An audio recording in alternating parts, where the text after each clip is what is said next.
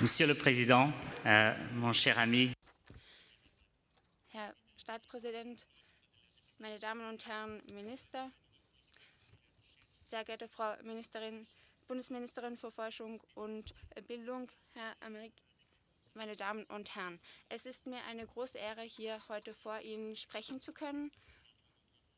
Frankreich, wie viele von Ihnen wissen, ist ein bisschen meine zweite Heimat. Die französische Sprache ist eine meiner Leidenschaften und in den letzten Tagen habe ich sehr stark mit Ihnen mitgefühlt. Herr Präsident, Sie waren der erste Staatschef, der über das Bedürfnis geredet hat, unsere Herangehensweise im Bereich der KI zu ändern. Und Sie waren der erste Staats- und Regierungschef, der über disruptive Innovationen geredet hat. Ich habe oft bedauert, dass es in der Forschung politische Mangel gibt, weil sich die Staats- und Regierungschefs nicht unbedingt für Innovation interessieren. Und Ihre Initiative, Herr Präsident, hat alles geändert. Die Europäer wollen über Innovation reden. Und wir müssen stolz darauf sein, Europäer zu sein und diese Bereiche mitzugestalten.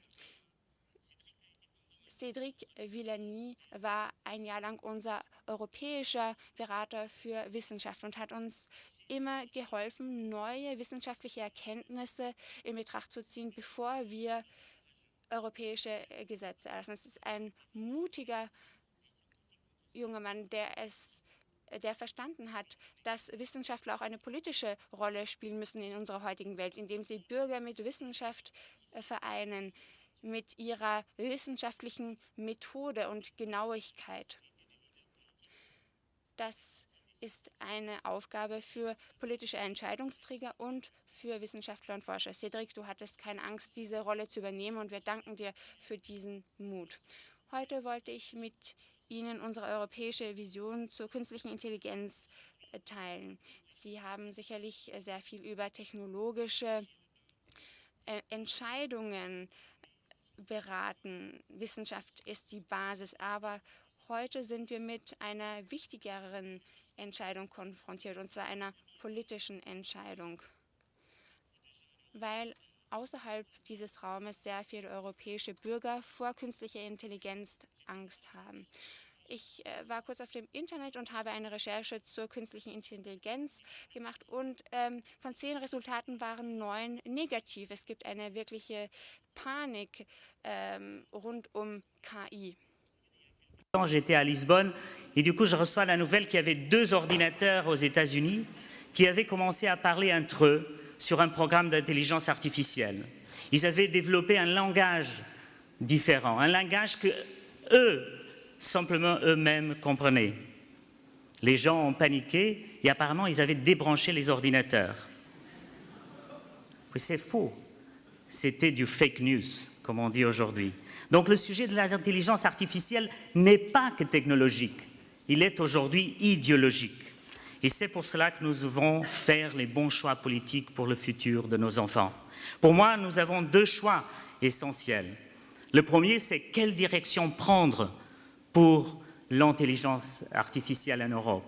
Le deuxième choix, c'est par rapport à la matière première, les données, les algorithmes.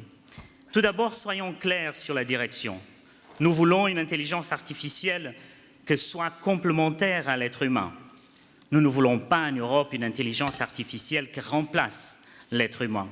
Cela, c'est plus important. C'est pour moi le plus important choix qu'on doit faire politiquement. Et ton rapport, Cédric, est très clair, parce que ton titre lui-même, c'est un choix politique de la France, donner du sens à l'intelligence artificielle. Et ça nous paraît évident à nous, de tous les jours. Mais je me souviens très bien, l'année dernière, il y a quelques mois, j'étais au Japon pour le G7 et j'étais avec une ministre française et on nous a montré des robots qui ressemblaient à des êtres humains, même dans la peau de ces robots. Et nous nous sommes regardés en toute connivence et nous nous sommes dit, on ne veut pas de ça en Europe. Je veux que mon médecin soit aidé par l'intelligence artificielle, mais je ne veux pas que mon médecin soit l'intelligence artificielle. Quand je sais que 60% des enfants qui rentrent aujourd'hui dans l'enseignement primaire iront travailler dans des professions qui n'existent pas encore, je veux que l'intelligence artificielle puisse m'aider à développer des nouvelles techniques d'enseignement, à développer de nouvelles professions. Et ta recommandation, Cédric, sur un labo public pour la transformation du travail, je pense qu'elle est essentielle, pas qu'au niveau de la France, mais au niveau de l'Europe. Le deuxième choix à prendre concerne les données. Et cela implique pour moi 2 pas. Un pas que personne n'a entendu parler. L'année dernière, entre tous les ministres de la science de l'Europe, nous avons décidé que nous voulons les données ouvertes, le open data, jusqu'à 2020. Personne n'en a parlé dans les journaux, dans la télé, mais c'était un des plus grands choix faits pour l'Europe. Et après, l'ouverture de ces boîtes noires que Cédric parle si bien dans son rapport. Et de plus en plus, je constate quelque chose d'intéressant. Tout le monde parle d'une course à l'intelligence artificielle mondiale, mais que veut-on dire par là? Moi, je ne veux pas gagner cette course. Si pour certains, gagner la course, c'est permettre l'élaboration effrénée d'algorithmes biaisés par des données qui deviennent des véritables boîtes noires, pour nous, Européens, ce n'est pas ça. C'est l'élaboration d'algorithmes qui améliorent nos capacités, qui améliorent nos services, la santé, notre éducation. Si pour quelques-uns, gagner la course, c'est exploiter commercialement ou politiquement les données des citoyens sans leur consentement préalable, pour nous, Européens, ce n'est pas ça. Pour nous, c'est la transparence des données, la transparence des algorithmes et la finalité de leurs utilisations qui est importante. Il y a quelques années, beaucoup pensaient qu'une réglementation sur la protection des données, quand je suis arrivé à la Commission, était une idée mise en avant par quelques Européens rétrogrades. Mais il y a quelques jours, sur CNN, j'entendais, ce qui est très rare pour une chaîne américaine de télé, plusieurs spécialistes qui disaient « l'Europe est bien en avant, l'Europe a bien décidé, l'Europe a bien pensé sur la protection de données.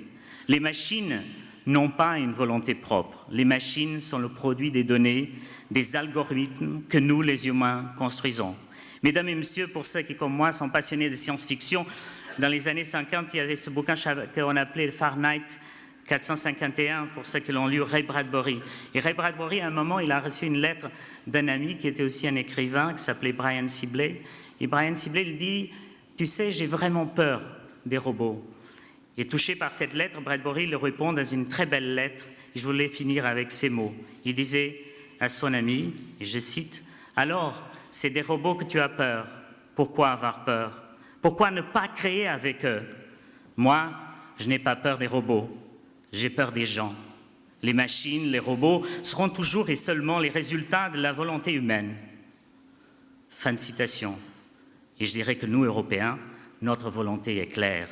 Nous voulons, comme tu l'as dit si bien, Cédric, donner un sens à l'intelligence artificielle pour améliorer notre vie, pour donner un sens à ce que nous faisons tous les jours. Merci.